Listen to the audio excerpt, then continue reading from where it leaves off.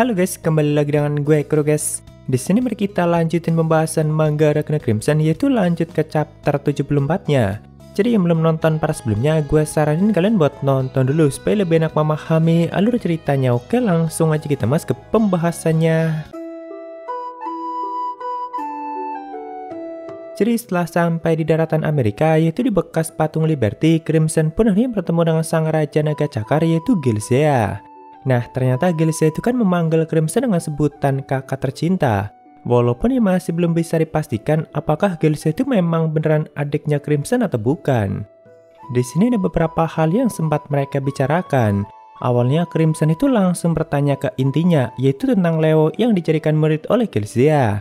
Tapi Gilzeanya malah ngomongin hal lain, yaitu tentang lenyapnya garis keturunan sayap, yaitu Ultimatia dan pasukannya. Gilzea langsung tahu kalau itu ulahnya Crimson. Karena kan pada waktu itu Gilzea memang lagi dekat di sekitar medan pertempuran. Tapi Crimson nggak mau ngomongin hal itu, dan sekali lagi dia pun bertanya dengan nada yang cukup tegas, "Jawab pertanyaanku dasar babi sialan." Lalu dengan tersenyum Gilzea pun mengiyakan pertanyaan Crimson kalau dirinya memang mengambil Leo sebagai muridnya. Tapi apakah nantinya Leo bakal bisa berkembang atau tidak tergantung Leonya sendiri. Cuma yang pasti bagi Gilzea, Leo itu memang punya bakat dan potensi yang cukup besar.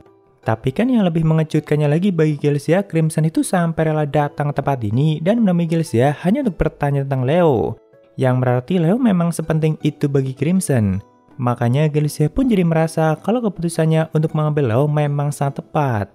Di sini Crimson pun mengatakan kalau dirinya bakal membiarkan Gilzea untuk melatih Leo dan menjadikannya sebagai murid. Cuma nantinya jika Leo sampai mati karena latihan Gilzea, maka Gilzea harus menyerahkan jasad Leo pada Crimson. Nah, setelah mengatakan itu, Crimson pun langsung meninggalkan Gilzea dan berniat untuk langsung balik.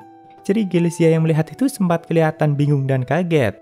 Karena ya ternyata Crimson datang itu cuma untuk membicarakan tentang Leo. Padahal mereka ini udah lama banget nggak bertemu. Jadi saat itu Gilzea pun mengatakan, "Kenapa kau sudah akan pergi, Kak? Ini sudah 50 tahun loh, ayo kita ngobrol lebih lama lagi." Lalu Crimson pun menjawab, "Berikan aku info yang berguna tentang Bloodline atau tentang pihak naga, maka aku akan menghiburmu." Tapi Gilzea mengatakan kalau diriku yang terhormat tidak ada hubungannya dengan relasi World Magic.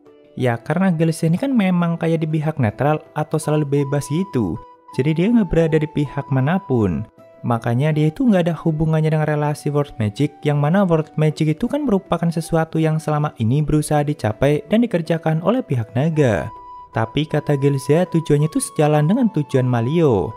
Crimson yang mendengar itu pun mengatakan kalau begitu kita sudah selesai di sini. Nah, pada titik ini Gilzea itu ragu kalau Crimson bakal mampu mengalahkan Sigmalio dan Tenran. Jadi Gilzea itu mengajak Crimson untuk bergabung dengan Gilzea aja. Tapi kan Crimson malah balik mengatakan, "Kau yang seharusnya bergabung denganku. Kau dan hanya dirimu saja yang bakal aku maafkan." Nah, begitu mendengar ini, ekspresi Gilzea itu langsung kayak kelihatan tidak menyangka gitu cuy. Cuma ya di sini belum dijelaskan lebih lanjut kenapa Crimson nggak akan pernah memaafkan Raja Naga lainnya dan kenapa hanya Gilzea yang akan dia maafkan. Itu pun kalau Gilzea mau bergabung dengan pihaknya Crimson. Lalu setelah itu Gilzea pun kembali mengatakan kalau kita memang belum berubah selama 50 tahun ini dan Crimson pun mengiyakan hal itu.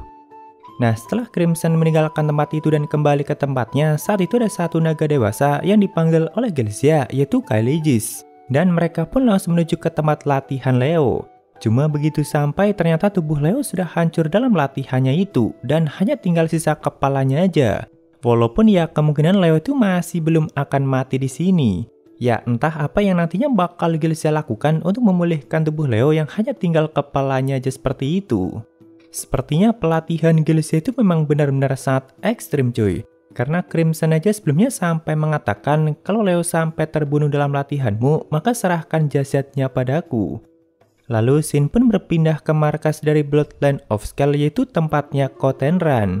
Saat itu ada Sigmalio yang kembali datang ke tempat itu. Cuma dia bukan berniat untuk bertemu dengan Tenran, karena Tenrannya juga sedang tidur. Melainkan Sigmalio memang ingin membicarakan sesuatu dengan salah satu anak buah Tenran, yaitu Butcher Fox.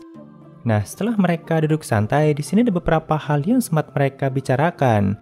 Awalnya mereka itu membicarakan tentang insiden yang terjadi 38 tahun yang lalu.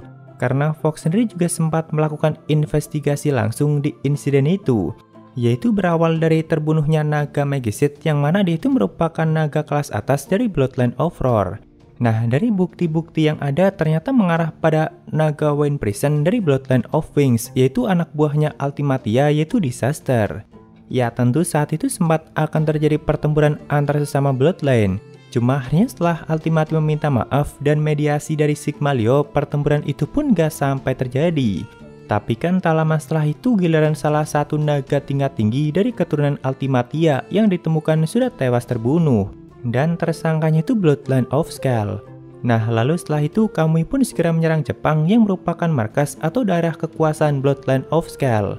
Dan akhirnya Tenran yang melawannya dengan sangat gembira. Tentu sempat terjadi pertempuran yang sangat dahsyat antara Kamui melawan Tenran, dan bahkan kata Malio penyerangan yang dilakukan Kamui itu udah kayak Armageddon yang datang ke Jepang.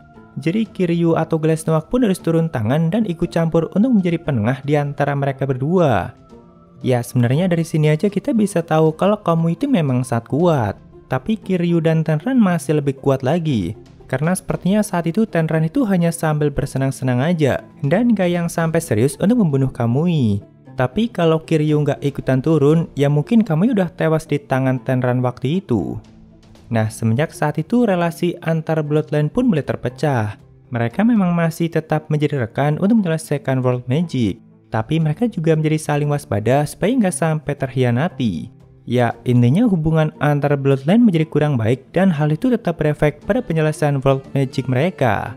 Padahal waktu itu hubungan mereka itu lagi baik-baiknya dan proses penyelesaian World Magic mereka itu lagi stabil-stabilnya. Jadi Malio pun udah curiga dari awal kalau ada seseorang yang sengaja membuat hubungan mereka menjadi seperti itu. Apalagi setelah jatuhnya Bloodline of Wings yang akhirnya semakin perlambat tujuan mereka.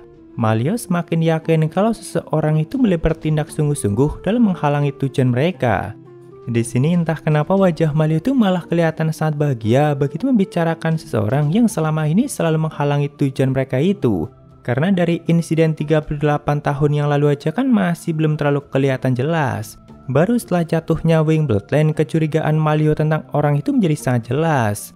Nah, di sini Fox pun bakal mencoba melakukan ramalannya untuk menemukan siapa yang ada di belakang Dragon Slayer Monks yang baru. Karena kalau sekarang mungkin Fox dan Malio bisa membongkarnya. Soalnya 38 tahun yang lalu mereka itu nggak bisa membongkarnya. Tapi kata Malio sebelum itu dirinya ingin Fox mencarikan lokasi di mana Galecia sekarang dengan ramalan Fox itu. Karena kan Galecia itu memang selalu berkeliaran dan selalu berpindah-pindah tempat. Nah, karena mungkin Galecia tahu sesuatu, makanya Malio pun ingin bertemu dengannya. Soalnya jika mereka hanya menunggu Galecia yang datang menemui mereka, maka Galecia itu hanya akan mengabaikan pertanyaan mereka seperti biasanya. Ya, Galecia ini memang selalu seenaknya sendiri dan selalu kelihatan sangat bebas. Sedangkan di markas Crimson, saat itu Crimson pun sedang berpikir apakah mereka berniat untuk mempercepat penyelesaian World Magic.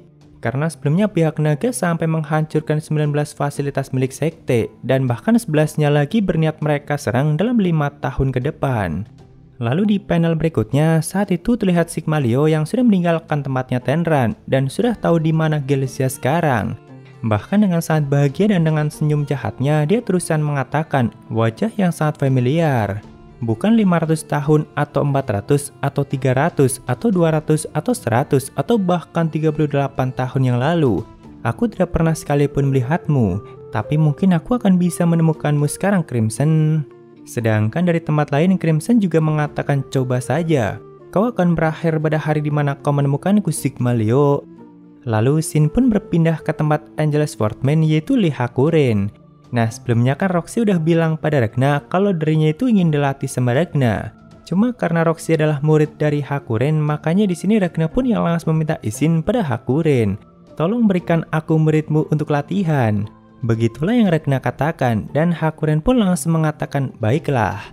Walaupun ya dengan ekspresi yang kelihatan sedikit bingung. Lalu kita lanjutkan di chapter berikutnya, guys. Ya mungkin segitu aja untuk pembahasan kali ini, dan jika ada kesalahan gue minta maaf atau kalian bisa koreksi aja di bawah. Thank you, hampir sampai ketemu di video lainnya. Salam kru guys.